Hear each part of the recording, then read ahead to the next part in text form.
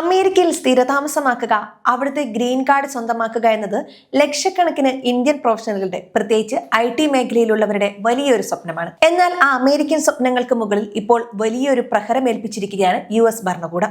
H1B, L1 വിസകളിൽ അമേരിക്കയിൽ ജോലി ചെയ്യുന്ന ഇന്ത്യക്കാർക്ക് ഇനി മുതൽ ഗ്രീൻ കാർഡ് അത്ര എളുപ്പത്തിൽ ലഭിക്കില്ല എന്ന സൂചന നൽകുന്ന ഏറ്റവും പുതിയ US ഇമിഗ്രേഷൻ പോളിസി മെമ്മോറാണ്ടം പുറത്തു വന്നിരിക്കുന്നു. ഇത്രയും കാലം അമേരിക്കയ്ക്കുള്ളിൽ ഇരുന്നു കൊണ്ട് തന്നെ വിസ പദവി മാറ്റിയെടുക്കുന്ന അഡ്ജസ്റ്റ്മെന്റ് ഓഫ് സ്റ്റാറ്റസ് എന്ന പ്രക്രിയ ഇനി മുതൽ ഒരു അവകാശമല്ല, മറിച്ച് US ഭരണകൂടം നൽകുന്ന ഒരു പ്രത്യേക ദയ അല്ലെങ്കിൽ എക്സ്ട്രാ ഓർഡിനറി റിലീഫ് മാത്രമായിരിക്കുമെന്നാണ് US citizenship and immigration service വ്യക്തമാക്കുന്നത്.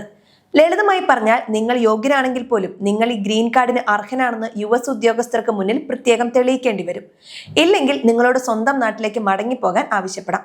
12 ലക്ഷത്തിലധികം ഇന്ത്യക്കാരെ നേരിട്ട് ബാധിക്കുന്ന ഈ കടുത്ത ഇമിഗ്രേഷൻ നയത്തിന്റെ വിശദീകരണം നമുക്ക് നോക്കാം. ട്രംപ് ഭരണകൂടത്തിന് കീഴിലുള്ള US citizenship and immigration service പുറത്തിറക്കിയ പുതിയ മാർഗനിർദ്ദേശങ്ങൾ പ്രകാരം അമേരിക്കയ്ക്കുള്ളിൽ വെച്ച് ഗ്രീൻ കാർഡിനായി അപേക്ഷിക്കുന്ന രീതിക്ക് കടുത്ത നിയന്ത്രണങ്ങളാണ് ഏർപ്പെടുത്തിയിരിക്കുന്നത്.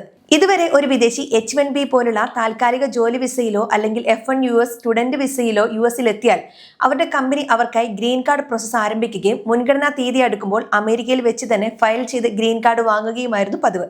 ഇതിനെയാണ് അഡ്ജസ്റ്റ്മെന്റ് ഓഫ് സ്റ്റാറ്റസ് എന്ന് വിളിക്കുന്നത്. എന്നാൽ പുതിയ മെമ്മോ പ്രകാരം ഈ ആനുകൂല്യം ഇനി മുതൽ എല്ലാ അപേക്ഷകർക്കും സ്വാഭാവികമായി ലഭിക്കില്ല. അഡ്ജസ്റ്റ്മെന്റ് ഓഫ് സ്റ്റാറ്റസ് എന്നത് നിയമപരമായ ഒരു അവകാശമല്ല, മറിച്ച് ഒരു ഉദ്യോഗസ്ഥന്റെ വിവേചനാധികാരത്തിൽ അധിഷ്ഠിതമായ ഒന്നാണെന്ന് USCIS ഓർമ്മിപ്പിക്കുന്നു.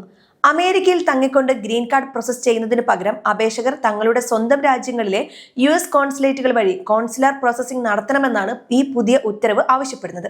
ഈ പുതിയ മാറ്റം ഏറ്റവും കൂടുതൽ ബാധിക്കാൻ പോകുന്നത് US-ലുള്ള ഇന്ത്യൻ പ്രൊഫഷണലുകളെയാണ്. നിലവിലെ കണക്കുകൾ പ്രകാരം എംപ്ലോയ്മെന്റ് അധിഷ്ഠിത ഗ്രീൻ കാർഡ് കാത്തിരിപ്പ് പട്ടികയിൽ മാത്രം 12.6 ലക്ഷത്തിലധികം ഇന്ത്യക്കാരാണുള്ളത്. ഇതിൽ ഭൂരിഭാഗവും H1B വിസ കൈവശമുള്ളവരും അവരുടെ ആശ്രിതരായ കുടുംബാംഗങ്ങളുമാണ്. ഇവിടെയാണ് ഏറ്റവും വലിയ നിയമക്കുരുക്ക് കിടക്കുന്നത്. H1B, L1 വിസകൾക്ക് നിയമപരമായി ഡ്യുവൽ ഇന്റന്റ് അനുവദനീയമാണ്.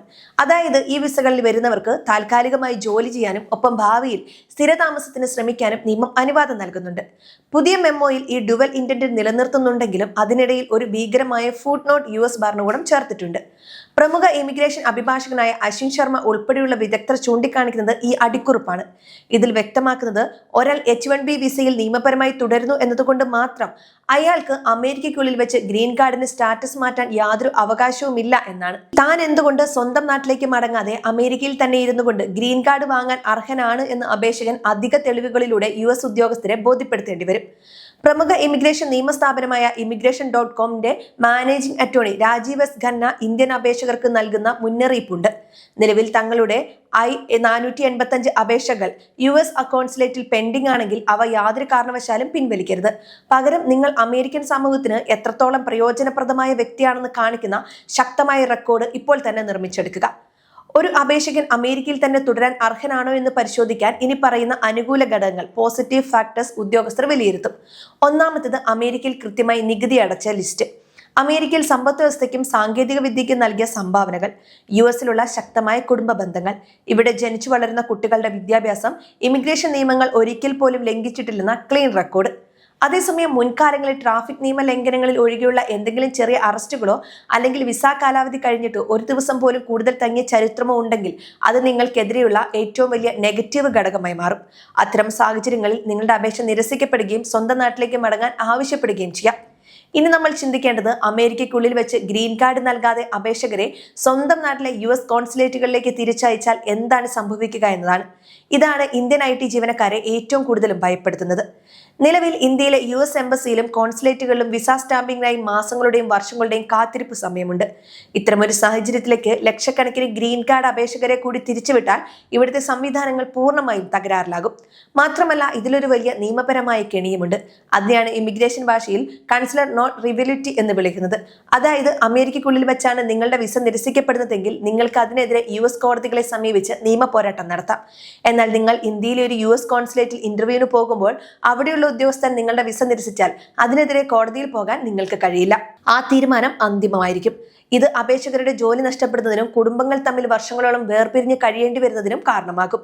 ഈ പുതിയ മെമ്മോറാണ്ടം പുറത്തു വന്നതോടെ വലിയ പ്രതിഷേധമാണ് യുഎസിലെ ബിസിനസ് സംഘടനകൾക്കിടയിലും ഇമിഗ്രേഷൻ അഭിഭാഷകർക്കിടയിലും ഉയർന്നത്.